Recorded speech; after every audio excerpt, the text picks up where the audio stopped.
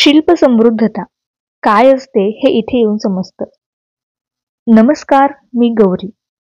नेवासातील कायगाव टोका येथे प्रवरा आणि गोदामाईच्या संगमावर वसलेलं एक शिल्पसमृद्ध सिद्धेश्वर मंदिर आहे.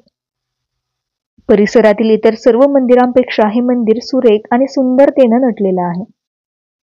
मुख्य सिद्धेश्वर मंदिर हे तटबंदीने सुरक्षित केलेलं असून बाजूला विष्णू आणि देवीचं मंदिर देखील आहे.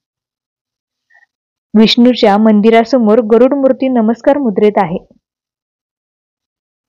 मुख्य मंदिर हे पेशवे काळातील असून नागर शैलीतील आहे. सभामंडप आणि गर्भगृह अशी मंदिराची रचना असून बाहेरील बाजूस असलेला नक्षीदार नंदी पाहण्यासारखा आहे.